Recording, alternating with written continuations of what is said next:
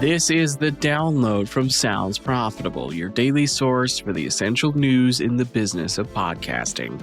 I'm Gavin Gaddis.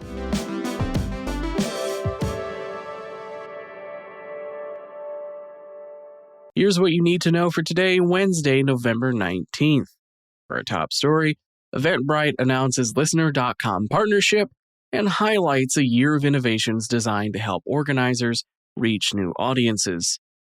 Event organizing platform Eventbrite has partnered with analytics platform Listener.com to bring event data into the same dashboard as podcasting stats. With the integration, podcasters can see event, ticketing, and revenue data from their Eventbrite events in Listener's dashboard via an app in the Eventbrite app marketplace. With a combination of audience analytics and IRL event performance metrics, podcasters can make more informed judgment calls on where their fan base is at its strongest when planning future events. Next up, Apple Podcasts unveils the most popular shows and trends of 2025. It's that time of the year once again. As usual, Apple is back with a series of top charts localized for different areas of the world. Top shows reflects the most popular podcasts on the platform based on listenership, while lists like top news shows, most followed, and most shared get more granular with specific stats. Top channels brings top 5. This year, AudioChuck, The New York Times, iHeartPodcasts, Wondery, and at the top, SiriusXM Podcasts. To easily browse the top shows of each country, Apple released List 4.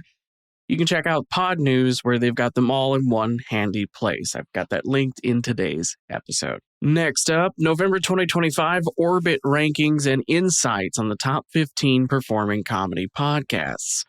On the subject of data and lists, Oxford Road is back with the November edition of Orbit rankings, which analyzes top podcasts by normalizing performance data across different advertiser goals. For instance, this month's key takeaway is what appears to be outsized amounts of ad spending for comedy podcasts despite lackluster actual performance. The Orbit takeaway is it seems companies are treating comedy as a brand-safe place to dump investment without the worries of, say, political podcasts. The top 15 performers in comedy do provide elite-tier performance, but as with most genres, one can't dump money into comedy and expect it to magically work, regardless of show or fit with brand. For the past 4 years of data Orbit has collected and analyzed, comedy seems to slump in the summer. Thus, Q2 and Q3 should be used for incremental optimization and learning, and then you save your scaling efforts for Q1 when, historically, comedy podcast ROI is at its peak. For our final top story, iHeartRadio brings your favorite voices to life in video with highlights. The iHeartRadio app now has a highlights tab powered by Shortform video platform Genuine. With the new integration, iHeart app users can emulate infinite scroll short-form video browsing that they're used to on TikTok, YouTube Shorts, and Instagram, but specifically with videos from their favorite podcasts, iHeartRadio shows, and radio stations, all within the iHeart app.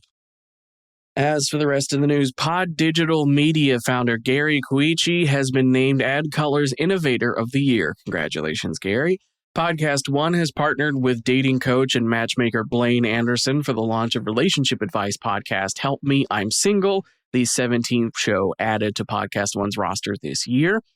OSHA has announced their free podcast visibility checker Pod Wars, originally demonstrated at Podcast Movement Dallas, is now available.